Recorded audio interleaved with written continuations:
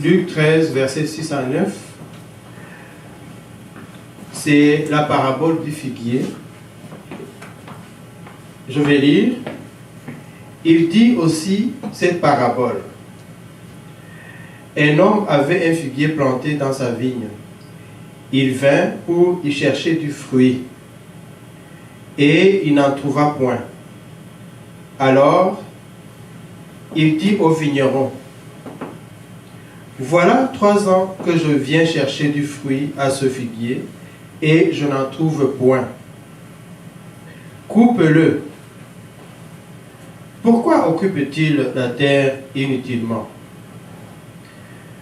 Le vigneron lui répondit, Seigneur, laisse-le encore cette année. Je creuserai tout autour et j'y mettrai du fumier. Peut-être à l'avenir donnera-t-il du fruit, sinon tu le couperas. Amen. Amen. Amen. Alors voilà une parole qui, asseyez-vous, qui m'a interpellé pendant que j'introduis ce culte aujourd'hui. Pourquoi? Parce que nous parlons de moisson pendant ce mois de décembre. Et voilà quelqu'un qui vient récolter sur son arbre, le figuier, qui vient chercher un fruit. J'imagine qu'il cherchait des fruits. Quand on dit porter du fruit, c'est porter des fruits. Il cherche des fruits parce que il a fourni des efforts. Nous avons déjà compris que lorsque on a la moisson, c'est parce qu'il y a des activités qui ont été menées. Il y a eu la semence et puis il y a eu le temps d'accroissement. Mais pendant ce temps-là, il y avait des activités qu'on a faites pour faire grandir notre jardin, nos plantes. Et voilà que ce propriétaire vient chercher un fruit sur son figuier. Mais il dit, ça fait 3 ans que je viens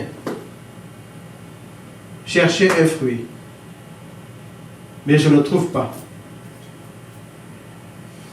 Vous voyez, il a fourni des efforts immenses. Il a entretenu son figuier. Et il n'a pas trouvé de fruit de manière consécutive. Il est venu, il est encore revenu. Il n'a rien trouvé. Et là, il va prendre une décision radicale. Il dit, je vais le couper.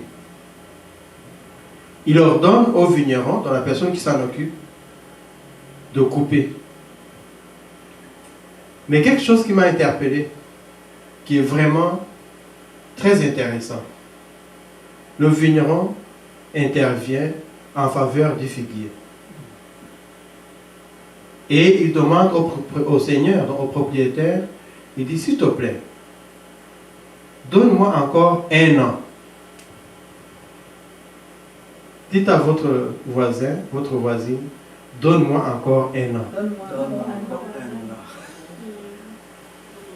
Je vais creuser autour et je vais mettre du fumier. Amen. Peut-être portera-t-il un fruit l'année prochaine.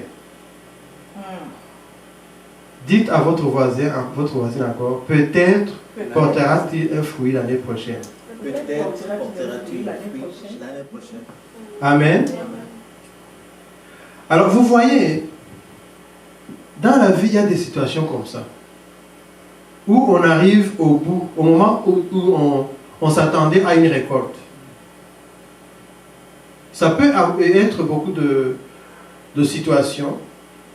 C'est peut-être ton enfant, tu as financé ses études, tu as tout fait, il a grandi, mais tu ne vois pas le résultat. Et tu arrives au moment où tu décides, tu veux prendre la décision de le déshériter. Amen. Ou te dire, mais de le maudire. Et Dieu te dit, non.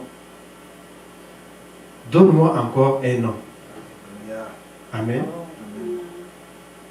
Peut-être que c'est une situation devant laquelle tu te trouves, l'emploi que tu cherches, et tu es découragé. On t'a dit, ah, mais tu n'as pas l'expérience canadienne, ou tu n'as pas, je ne sais pas quoi, il te manque telle affaire. Et ça fait des années que tu essayes.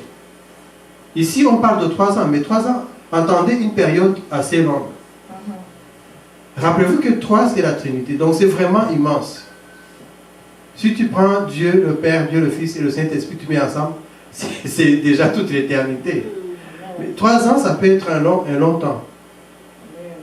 C'est peut-être 30 ans, peut-être 10. Tu attends depuis longtemps, c'est peut-être des mois. Mais tu arrives au moment où tu es découragé. Et cette parole vient te dire, ne te décourage pas encore. N'abandonne pas encore. Peut-être que les autres, tes camarades, tes voisins, tes collègues, sont en train de récolter. Et tu vois les autres, écoutez, la jalousie là, ça existe. Mais souvent ça vient du fait qu'on est frustré. On voit les autres récolter, on voit les autres moissonner, on voit les autres se réjouir. Mais nous, on ne se réjouit pas, on ne voit pas les mêmes résultats. Et puis on se dit, mais pourquoi? Qu'est-ce que je n'ai pas fait? Et on a tendance à se décourager. Parce qu'on n'a pas la moisson qu'on espérait, le moment. Parce que vous voyez, le figuier là, il est arrivé à maturité. Il ne peut pas grandir là, plus grand que ça. Là. Il a grandi là. C'est comme quelqu'un qui a dit, quand tu te trouves au sommet de la montagne, tu ne peux pas monter plus haut que la montagne. Tu es déjà au sommet. Alors ton figuier, je ne sais pas c'est quoi ton figuier, peut-être ton projet, il est arrivé à maturité. Et tu ne vois pas le résultat. Et toi, dans ta frustration, dans ta colère, tu veux prendre la décision radicale. Mais il y a cette voix qui te dit, encore un an. Amen. Encore un an. Amen. Donne la chance. Amen. Ça, c'est la voix de la grâce de Dieu. Et ce matin, pendant que nous parlons de la grâce, je sais que nous allons être nourris. Nous avons Pasteur Monia qui va nous nourrir certainement et nous parler de toutes sortes de moissons. Mais pendant que nous y sommes, et avant d'en arriver au repas principal, comme notre frère aime le dire, le plat de consistance. Amen, amen. Pensez à la grâce de Dieu. Amen. Amen. Alléluia. Dans votre vie. Dieu a dit à Paul, ma grâce te suffit. Amen. Alléluia.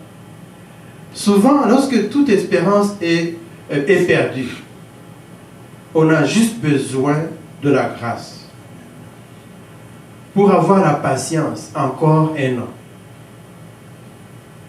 Mais regardez, même dans l'attente, ce un an-là additionnel, il y a des choses à faire.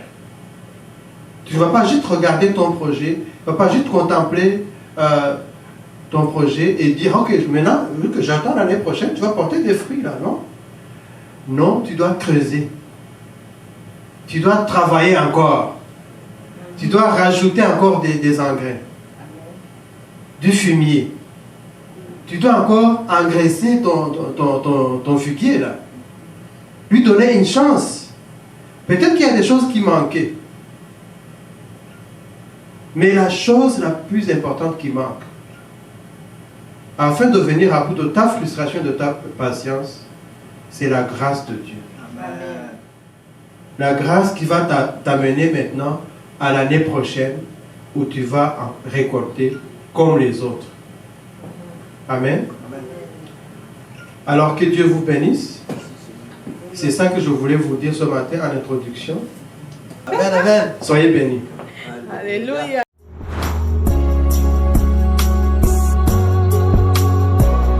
East Wind Ministries, seeking God to impact nations.